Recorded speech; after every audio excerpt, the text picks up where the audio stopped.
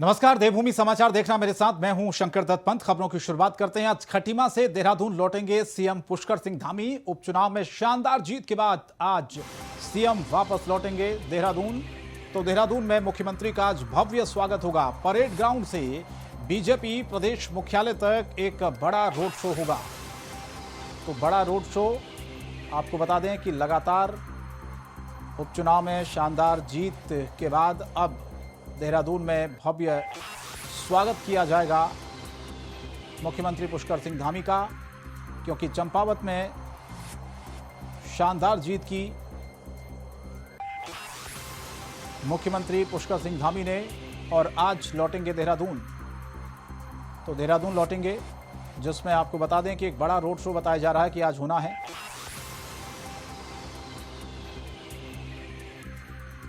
तो उपचुनाव में शानदार जीत मुख्यमंत्री पुष्कर सिंह धामी को चंपावत में मिली है और उसके बाद आज रोड शो का कार्यक्रम भी है। बड़ी जीत है, बड़ा मार्जिन है। अभय कैंतुरा हमारे संवाददाता ज्यादा अपडेट के लिए सीधे हमारे साथ जुड़ रहे हैं। अभय, बड़ी जीत और शानदार जीत, रिकॉर्ड जीत कह सकते हैं। मुख्यमंत्री वापस लौट रहे हैं देहरादून आज इस बड़ी जीत के बाद। किस तरह की तैयारियां उनके स्वागत में आज देहरादून में हो रही है और क्या कार्यक्रम है आज का? जी देखो, चंपावत उपचुनाव में मिली जीत के बाद मुख्यमंत्री पुष्कर सिंह धामी आज देहरादून पहुंच रहे हैं। खटीमा से कह सकते हैं कि देहरादून पहुंचते लौटते समय मुख्यमंत्री पुष्कर सिंह धामी शाम 4:30 बजे परेड मैदान में पहुंचेंगे। यहां से उनका भव्य स्वागत किया जाएगा। बीजेपी के प्रदेश कार्यालय यानी परेड ग्राउंड से लेकर बीजेपी प्रदेश कार्यालय तक एक रोड शो यहाँ पर निकाला जाएगा। उस रोड शो में प्रदेश की जनता हो, बीजेपी का पार्टी का कार्यकर्ता हो, सभी लोग मुख्यमंत्री का यहाँ पर मुख्यमंत्री का स्वागत यहाँ पर करेंगे। भव्य स्वागत उनका यहाँ पर होगा और मुख्यमंत्री की तरफ से जनता का आभार भी प्रकट यहाँ पर किया जाएगा, क्योंकि चंपावत उपचुनाव में मुख्यमंत्री पुष्कर सिंह धामी को अब तक के ये कह सकते हैं कि उत्तराखंड के सभी चुनावों की, चाहे वो आम चुनाव हो या फिर उपचुनाव हो, उसमें सबसे बड़ी जीत यहाँ पर मिली है। मुख्यमंत्री पुष्कर सिंह धामी ने 55,025 के बड़े मार्जिन से बड़ी जीत यहाँ पर हासिल की है, जिसका मत प्रतिशत अगर निकाला जाए तो 92.245% यहाँ पर होता है। और ये मत प्रतिशत के लिहाज से भी पूरे देश भर में भी देखा जाए तो सबसे बड़ी जीत यहाँ पर हुई है। और ये कह सकते हैं कि जिस प्रकार से मुख्यमंत्री की जीत हुई है, तो ऐसे में बीजेपी बड़ी उत्साहित नजर आ रही है। बीजेपी का हर कार्यकर्ता यहाँ पर गदगद नजर आ रहा है और अपने मुख्यमंत्री के स्वागत की आज पूरी तरह से तैयारी यहाँ पर कर रहा है। सड़कों को ये कह सकते हैं कि जिस रास्ते से मुख्यमंत्री का रोड शो यहाँ पर गुजरेगा, उस पूरे रास्तों को सजाने का काम पार्टी की तरफ से यहाँ पर किया गया है। परेड ग्राउंड से लेकर बीजेपी प्रदेश मुख्यालय तक रोड के सभी दोनों साइडों पर पार्टी के झंडे लगे हुए हैं। मुख्यमंत्री पुष्कर सिंह धामी के बड़े बड़े बैनर यहाँ पर लगे हुए हैं। तो उस बात की ओर इशारा कर रहा है कि पार्टी का हर कार्यकर्ता अपने मुख्यमंत्री का दीदार करना चाहता है और उनको इस जीत के बाद उनको धन्यवाद अदा करना चाहता है। जी बिल्कुल। और कितने बजे ये रोड शो अभय शुरू होना है और मुख्यमंत्री कितनी देर में पहुंचेंगे और कौन कौन से आज नेता इसमें शामिल हो रहे हैं? जी बिल्कुल, ये कह सकते हैं कि शाम को 4:30 बजे के करीब ये रोड शो प्रारंभ होगा। 4 बजे के करीब मुख्यमंत्री पुष्कर सिंह धामी परेड मैदान में यहाँ पर पहुंचेंगे और उसके बाद रोड शो के माध्यम से पूरा जो काफिला होगा, जिस काफिले में हजारों की संख्या में यहाँ पर बीजेपी के कार्यकर्ता होंगे, वो रोड शो के माध्यम से बीजेपी के प्रदेश कार्यालय में पहुंचेंगे। लगभग 1 से 2 घंटे का रोड शो यहाँ पर होगा। इस रोड शो के दौरान पार्टी के जो प्रदेश के जो पदाधिकारी है वो तो मौजूद रहेंगे ही। केंद्रीय मंत्री जितेंद्र कुमार जो इस समय देहरादून के दौरे पर हैं, वो भी यहाँ पर शामिल हो सकते हैं और मुख्यमंत्री का ये कह सकते हैं मुख्यमंत्री का वो भी अपनी शुभकामनाएं यहाँ पर मुख्यमंत्री को देंगे।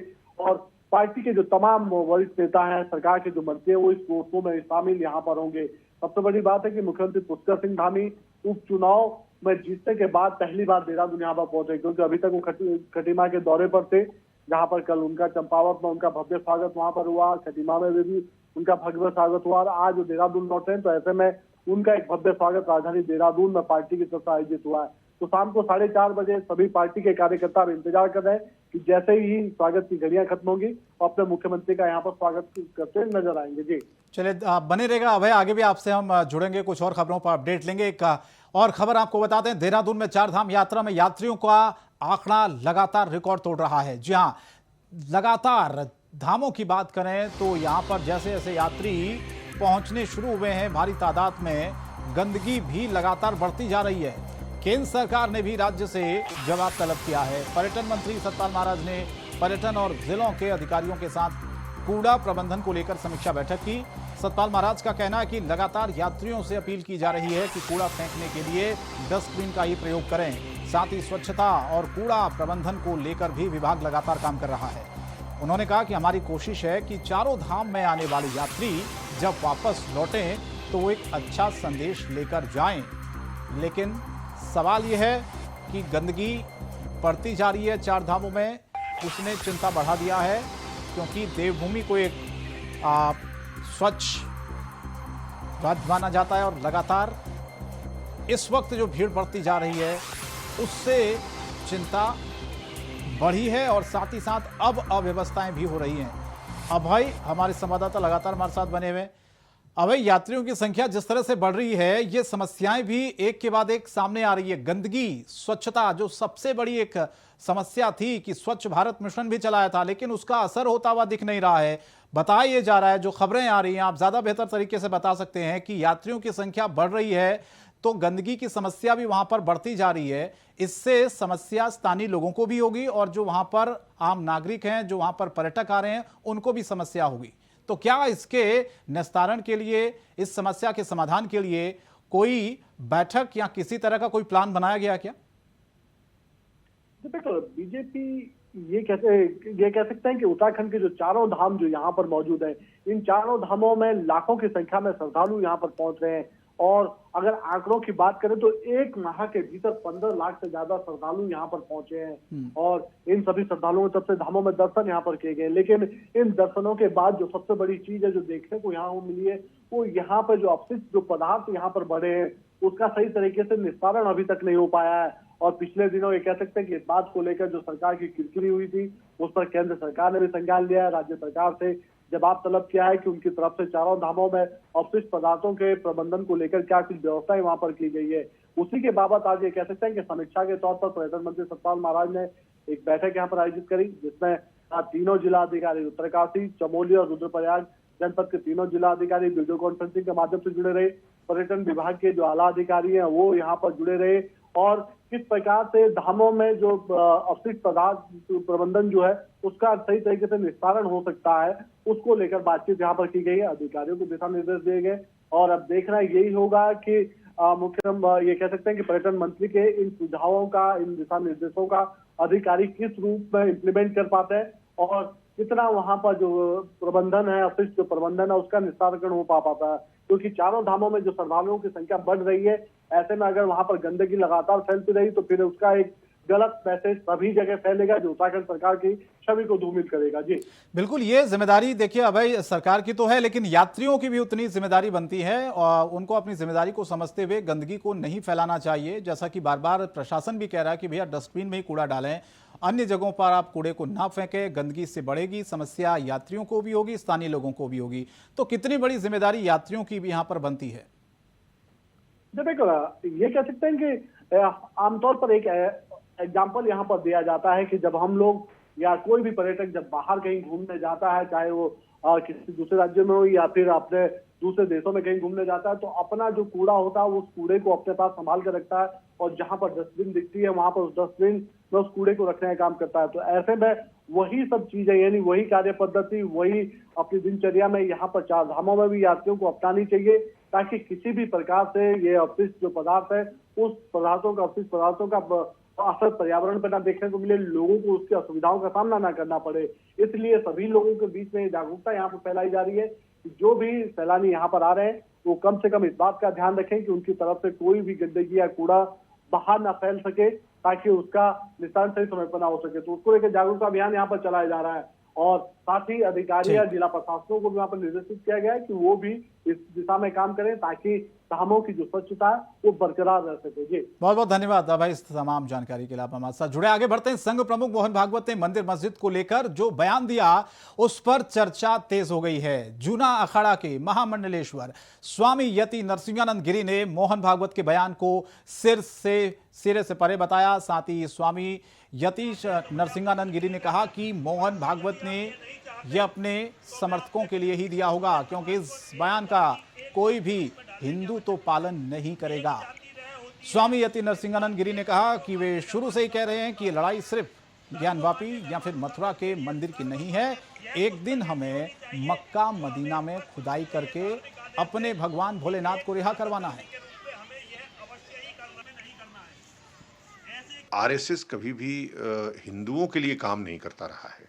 वह राष्ट्रवादी संगठन है और उन्होंने कहा है कि हमने एकमात्र राम मंदिर के लिए, वो भी गलती से, वो उन्होंने बताया कि हमारी नीति के खिलाफ है, नीति के खिलाफ जाकर के राम मंदिर आंदोलन चलाया। अब हमने तो, मुझे भी पता नहीं कि आरएसएस की नीति क्या है, राष्ट्र कैसे बनता है। और एक उनके पड़ोस में हिंदू राष्ट्र था, नेपाल वो खत्म हो गया, वही सोते रहे सब लोग। भारत भी धीरे धीरे अल्पसंख्यक होता जा रहा है। हिंदू, इन अल्पसंख्यक हिंदुओं को लेकर के आप क्या करेंगे? पाकिस्तान में हिंदुओं की हालत क्या है, वो भी तो राष्ट्र है। बांग्लादेश में हिंदुओं की हालत क्या है, वो भी तो राष्ट्र है। तो मेरा कहना है कि जब तक भारत हिंदू राष्ट्र नहीं बनेगा, जब तक राष्ट्र पे हमारा पूरी तरह से वर्चस्व नहीं होगा, सत्ता पे हमारा वर्चस्व नहीं होगा, तब तक बात नहीं बनेगी। मोहन भागवत जी का जो आज बयान है, वो उन्होंने अपने लोगों के लिए दिया, वो मेरे लिए नहीं दिया उन्होंने, वो हिंदुओं के लिए नहीं दिया, वो आरएसएस के जो कार्यकर्ता हैं, जो मानसिक गुलाम है, उनके लिए दिया गया है। मैं उस वक्तव्य से बिल्कुल सहमत नहीं हूँ। मैं हमेशा से कहता रहा हूँ कि केवल ज्ञान व्यापी की बात नहीं है, केवल मथुरा के मंदिर की बात नहीं है, हमें तो मक्का के महादेव मंदिर की भी खुदाई करनी है एक दिन, और वहाँ भी अपनी मूर्तियाँ निकालनी है। तो हम केवल एक नेता के कहने से, मोहन भागवत एक राजनीतिक व्यक्ति हैं, वो राजनीतिक लाभ और हानि के लिए बोलते हैं, उससे धर्म पे कोई फर्क नहीं पड़ना चाहिए। और चंपावत उपचुनाव अब जहां राजनीतिक दलों के लिए जीत के अंतर में एक मील का पत्थर बन गया, तो वहीं कांग्रेस अभी चंपावत उपचुनाव को लेकर बीजेपी पर आरोप लगाती ही है। कांग्रेस के प्रदेश प्रवक्ता मथुरादास जोशी ने कहा कि इस चुनाव में बीजेपी ने सत्ता का दुरुपयोग, सरकारी मशीनरी का दुरुपयोग करते हुए चुनाव को जीता है, लेकिन फिर भी इस चुनाव जीतने के बाद प्रदेश में कोई नया बदलाव देखने को नहीं मिलेगा। कांग्रेस नेता ने कहा, मुख्यमंत्री लगभग अपना 1 साल का काम पूरा करने जा रहे हैं, लेकिन इस 1 साल में उन्होंने कोई ऐसा बड़ा काम नहीं किया, बड़ी कोई ऐसी उपलब्धि नहीं रही जो कहा जा सकता है कि जनता के लिए हितकारी रही हो।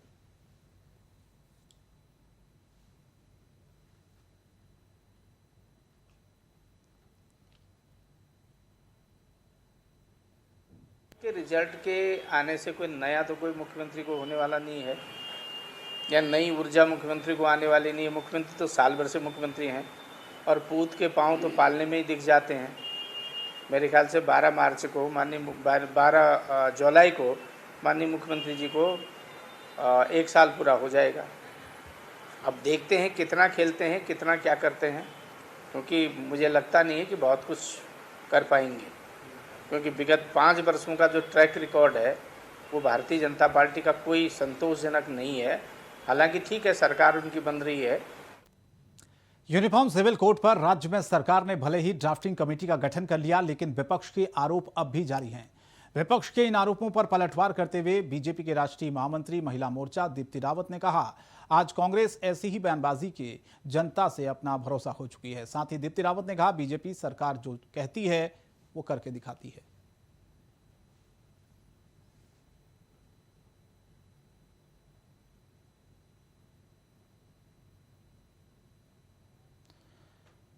तो कांग्रेस पर निशाना साधा बीजेपी ने, बीजेपी के राष्ट्रीय महामंत्री जिन्होंने पलटवार किया और कहा कि कांग्रेस दरअसल अपना जो भरोसा है जनता में खो चुकी है, लेकिन बीजेपी ने जो कहा वो किया और जो कहती है वो करके दिखाती है। तो इन दिनों लगातार हाल ही में जब आपने देखा हो कि चंपावत में उपचुनाव कांग्रेस पार्टी बुरी तरह से हारी, उनका जो कैंडिडेट था निर्मला गैतोड़ी, उनको मुख्यमंत्री पुष्कर सिंह धामी ने कड़ी शिकस्त दी और उसके बाद फिर से आरोप प्रत्यारोप का दौर शुरू हो गया है और कांग्रेस पार्टी लगातार ये आरोप लगा रही है कि सरकारी मशीनरी का दुरुपयोग करके चुनाव दरअसल चंपावत में बीजेपी ने जीता है। लेकिन बीजेपी भी आरोप लगा रही है कि कांग्रेस दरअसल खत्म होती जा रही है और बीजेपी जो कहती है वो करके दिखाती है। विपक्ष का काम है सिर्फ आरोप और प्रत्यारोप करना।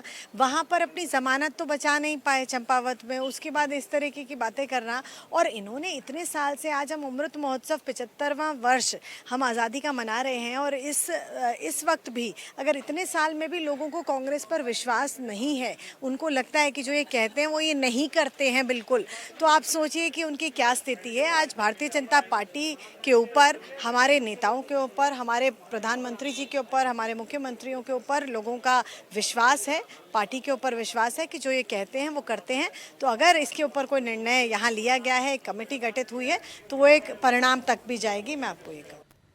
और जोशीमठ बाजार दूसरे दिन भी अनिश्चित काल के लिए बंद रहा। आज जोशीमठ के मुख्य चौराहे पर व्यापारियों ने प्रशासन के खिलाफ जमकर नारेबाजी की और कहा जब तक उनकी मांगें पूरी नहीं की जाती तब तक बाजार बंद रहेगा। व्यापारियों का कहना है पहले आपदा, फिर 2 साल बाद कोरोना संक्रमण के चलते व्यापारियों की आर्थिकी की रीढ़ टूट चुकी है। अब चारधाम यात्रा चरम पर होने के बावजूद यहां पर किसी व्यापारी को कोई लाभ नहीं मिल पा रहा है। इसी को लेकर शासन प्रशासन को कई योजनाएं बताई गई, लेकिन शासन प्रशासन ने उनकी एक नहीं सुनी, जिस कारण जोशीमठ बाजार में यात्रा चरम पर होने के बाद भी बाजार में सन्नाटा है। तो व्यापारी पाई के मोहताज हैं, उनका ये कहना है, और इसीलिए अब उन्होंने विरोध भी जताया है। उसको भी अपनी रोजी रोटी चाहिए। कोई भी व्यापारी प्रतिष्ठान बंद करने से खुश नहीं होता है, उसको बहुत दुख होता है, बहुत कष्ट होता है इसका कि हमने अपने प्रतिष्ठान बंद। तो जोशीमठ बाजार दूसरे दिन भी बंद रहा। व्यापारियों ने कहा कि कई प्लान हमने बताए थे, दरअसल वो इम्प्लीमेंट नहीं हो पाए, इससे अब उनकी आजीविका पर सीधे सीधे असर पड़ रहा है।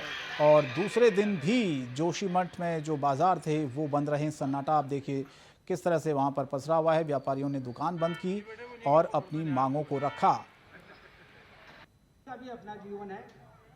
तो कुल मिलाकर चारधाम यात्रा में व्यापारियों को उम्मीद थी कि उनका जो व्यापार है वो बढ़ेगा, लेकिन दूसरे दिन भी जोशीमठ बाजार बंद रहा और प्रदर्शन किया व्यापारियों ने। बाजार बंद होने के कारण जल अधिकारी जोशीमठ द्वारा एक मांगे मानी गई है। उसके उपरांत जो अन्य मांगे व्यापारियों की थी कि अनावश्यक कोई भी कर्मचारी बिना व्यापार मंडल के पदाधिकारियों को संज्ञान में लिए हुए कोई भी चालान किसी भी व्यापारी का नहीं किया जाएगा।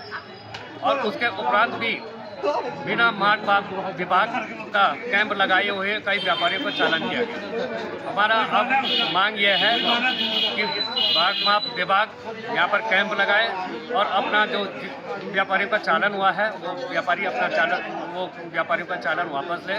जो भी ये जिले से जो खाद्य पूर्ति निरीक्षक वगैरह जो भी आते हैं बाट वाले, तो हमारा तो इनसे ये निवेदन है कि पहले पूर्व की भांति पहले ये व्यापार मंडल के पदाधिकारी को सूचना देंगे, लेकिन इस बार इन्होंने बिना सूचना के एक सबसे पहले दिन पे ज्योति होटल पड़ता है, वहाँ पे जो खाना भी नहीं बनाता है, रेस्टोरेंट भी नहीं है, उन्होंने जबरदस्ती उनका उस पर चालान कर दिया है कि आपके पास इसका लाइसेंस दो। उन्होंने कहा जब हम खाना ही नहीं बनाते हम फूड लाइसेंस क्यों रखेंगे। और हमारा दूसरी मांग ये है कि टाइम से ट्रकों को भेज नहीं रहे।